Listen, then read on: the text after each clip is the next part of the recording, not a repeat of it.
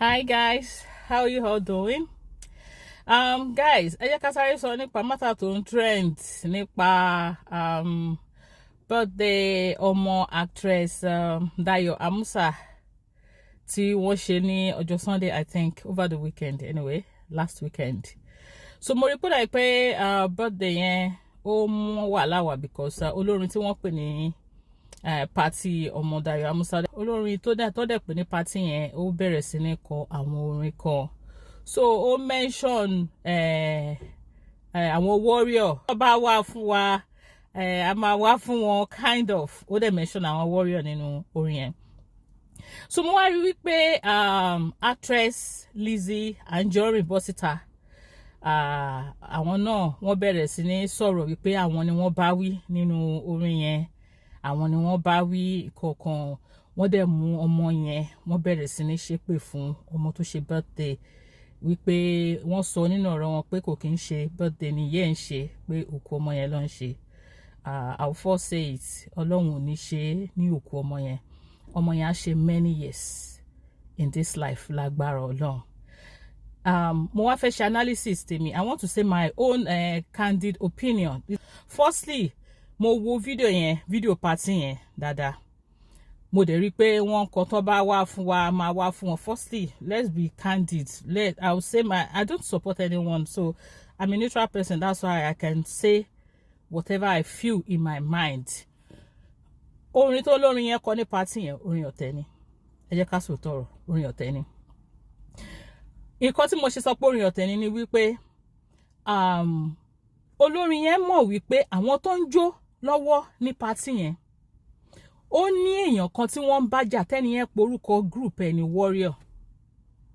Nítorí pé olórin yẹn mọ̀, lóòótọ́ warrior, anybody ló lè sọ pé òun warrior, but for the fact pé àwọn tó ń jó níwájú olórin yẹn at that moment, wọ́n ní èèyàn kan tó orúkọ ẹgbẹ́ ń jẹ́ warrior tí wọ́n jọ ń jà. Kò yẹ kí olórin yẹn kó dárúkọ pé tó bá wá fún wa máa wá fún àwọn warrior, kò yẹ kó dárúkọ ẹ̀. Because àwọn yẹn lọ sí party, wọ́n kàn lọ ṣàjọyọ̀ pẹ̀lú ìyá ọmọ yẹn ni. It's just like olórin yìí gan, ó kàn fẹ́ put one into trouble ni. Olórin yẹn fẹ́ put àwọn ẹlẹ́ni into trouble ni because wọ́n lọ party, wọ́n lọ ṣe fàájì, wọ́n dẹ̀ ń jó. Why do you have to mention that name when you know àwọn tó wà níwájú ẹ̀ tó ń jó yẹn? Kò sẹ́ni tí ò mọ̀ pé actress Ìyábọ̀ Òjó ó ní big fight pẹ̀lú actress Lizzy Anjorin, or maybe I should say Alájà Lizzy Anjorin. Ẹ ṣáà ti mọ̀ ẹni tí mò ń sọ. Kò sẹ́ni tí ò mọ̀ pé àwọn méjèèjì jọ ní fight. Why tí actress Ìyábọ̀ Òjó wá déwájú olórin yẹn tó bẹ̀rẹ̀ sí ní jó, tó wá jẹ́ pé lásìkò yẹn náà ni olórin yẹn wá bẹ̀rẹ̀ sí ṣe tó bá wà fún wa máa wà fún wọn àwọn warrior. That is very wrong.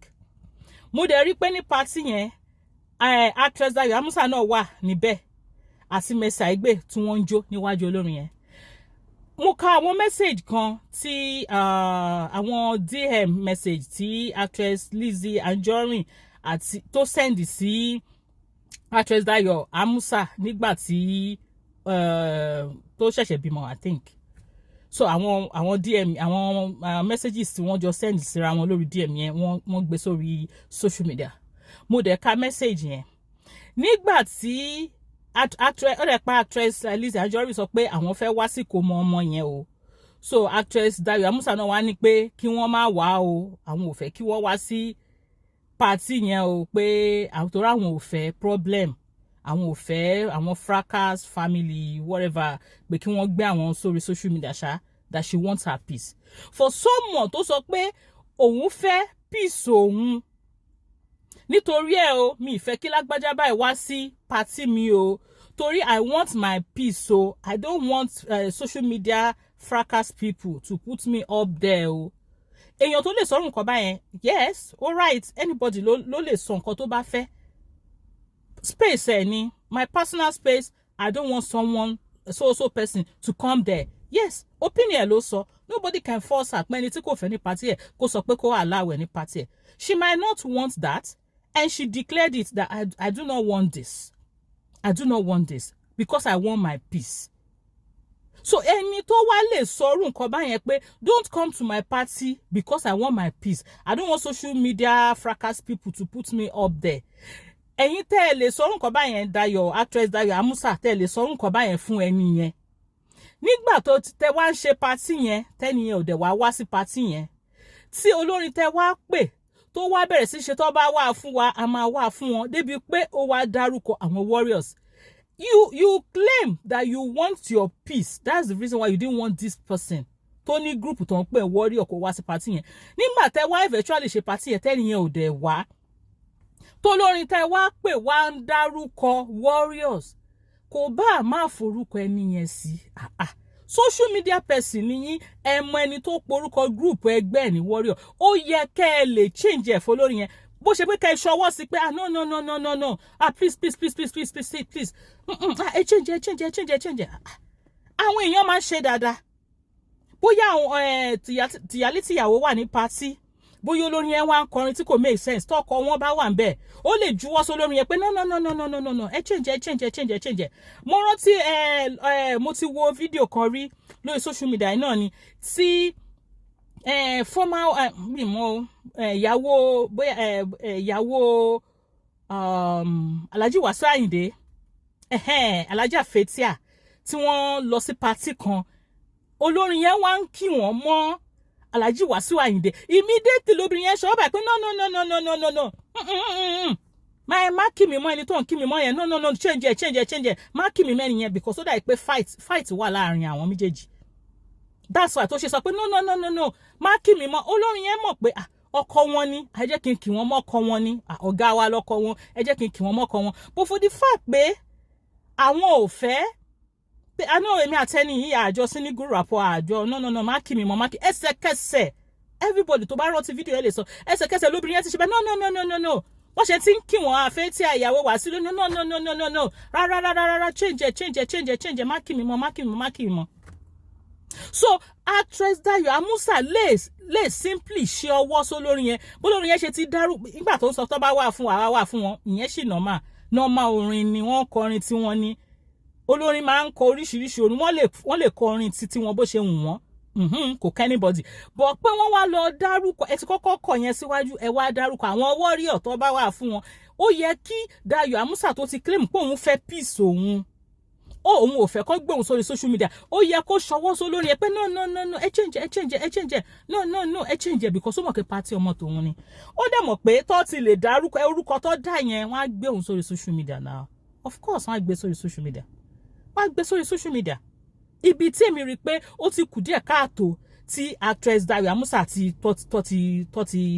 tó ti jẹ̀bi ni mi like máa sọ pé èèyàn jẹ̀bi ibi tó ti kù díẹ̀ káàtó nǹkan tó ṣe bó tá a máa sọ́nà èèyàn jẹ̀bi náà ló máa pè náà ibi tẹ́mi rí bẹ́ẹ̀ nìyẹn ó yẹ káwọn ṣe àwọn tó wá sí pàtí tó ń jó tiwọn actress Ìyábọ̀ Òjó àti actress Mercy Aigbe àwọn ń jó tiwọn ni àwọn ò lẹ́tọ̀ọ́ láti máa sọ anything fọlórin bọ́ ẹni tó invite olórin yẹn lè command olórin yẹn pé abeg change that song I don't want that in my party is for peace I do not want that. Nígbà tó ti wá ìyẹn aspect ti actress Dayọ̀ Amusa nígbà tó ti wá rí báyẹn ẹni tó wá jẹ́ olórí ẹgbẹ́ àwọn warrior náà actress Lizzy Anjorin ẹ̀yin náà ẹ̀ bá ti gbé ọmọ yẹn ṣépè kò dáa rárá kò dáa kò sí bó ṣe lè wù kó jẹ́ ẹ̀ bá ti gbé ọmọ yẹn ṣépè so many times actress Lizzy Anjorin ẹ máa ń ṣe show tẹ máa ń dárúkọ actress Ìyábọ̀ Òjó ẹ mélòó ní Ìyábọ̀ Òjó ti wá dá yín lọ ẹ máa ń dárúkọ tẹ máa dìdí dárúkọ actress Ìyábọ̀ Òjó lè lọ sí party kan wọṣọ kan kẹ wá kẹ gbáṣọ yẹn wá kẹ máa ṣe aṣọ yẹn ò dá aṣọ yẹn ṣe kíní kan aṣọ yẹn ṣe kíní kan ó dẹ̀ mélòó tí actress Ìyábọ̀ Òjó wá fún yín lésì ẹ̀yin wá gbọ́ pé wọ́n dárúkọ warrior ní party ẹ sáré bọ́ síta wọ́n kò dárúkọ warrior wọn tí dárúkọ yín ẹ sáré bọ́ síta bẹ̀rẹ̀ sí fọmọ yẹn lépè kó dá ìyá ọmọ yìí ṣe wàhálà kó tó rí ọmọ ẹ̀ bí kò dá rárá kò dá to be honest kò dá abiyamọ ò kì í ṣépè èpè yìí ti pọ̀ jù lórí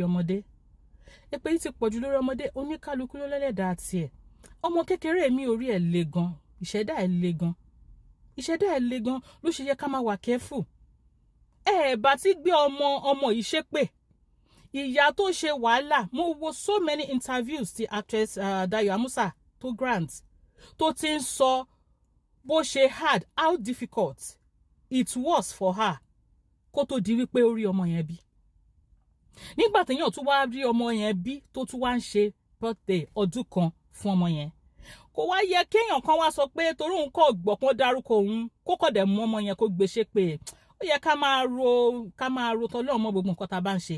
Èpè yẹn ti pọ̀ jù láti máa sọ pé kì í ṣe birthday ọmọ yẹn ló ń ṣe, òkú ẹ̀ ló ń ṣe. Kó dáa, kò sábẹ́ ọmọ tó fẹ́ kọ́kọ́ mọ òun ṣọ́kú mọ́ òun lójú, kò sí. Èpè yẹn pọ̀. Ẹ̀yin ẹ̀ bá kò dẹ̀ ignore.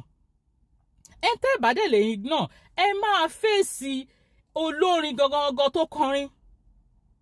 Olórin yẹn lè máa face. If you cannot ignore, but it would have been a best thing if you can just ignore. But okay, Warriors ni wọ́n dárúkọ. Wọ́n pe orúkọ mi mọ́. Tó yẹ pé wọ́n pe orúkọ mi mọ́ Warriors, then I will come for them. But wọ́n pe orúkọ mi mọ́, anybody can be Warriors. But that is not where I want to go to, because we all know orin ọ̀tẹ̀ lolórin yẹn kọ. Orin ọ̀tẹ̀ lolórin yẹn kọ. But kò kí ń ṣe fọ́ọ̀tì àwọn tó wá sí party tó wá jó. Fọ́ọ̀tì olórin ni. Fọ́ọ̀tì yẹn dẹ̀ wà lọ́wọ́ ẹni tó pe olórin, gẹ́gẹ́ bí mo ṣe sọ.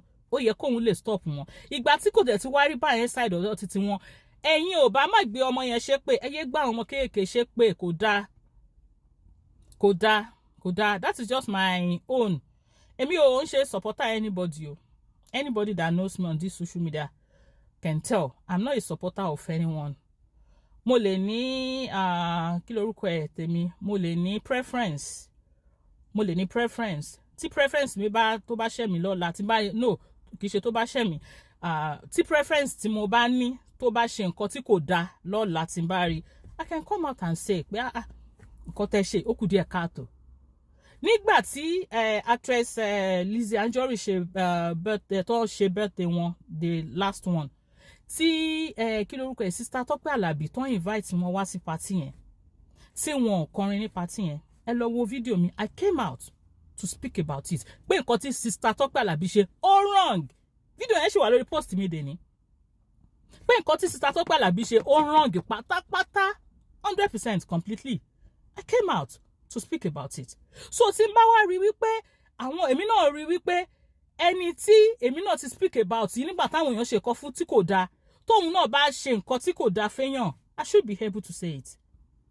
Sister actress Lizzy Anjorin, ẹ máa lámojú kúrò. Ẹ foríjì àwọn èèyàn tó bá ṣẹ̀yìn. Kí mind yín lè clear, because you have business you are doing. Ẹ focus orí business yín. Ẹ fà àwọn èèyàn yìí lẹ̀. Kẹ́ ṣe life títí yín. Tó bá dẹ̀ pé ẹ fẹ́ máa tó máa wá fún yín, ẹ fẹ́ máa wá fún wọn, then ẹ go for ẹni yẹn gangan. But àwọn ọmọ kéékèèké kò dáa.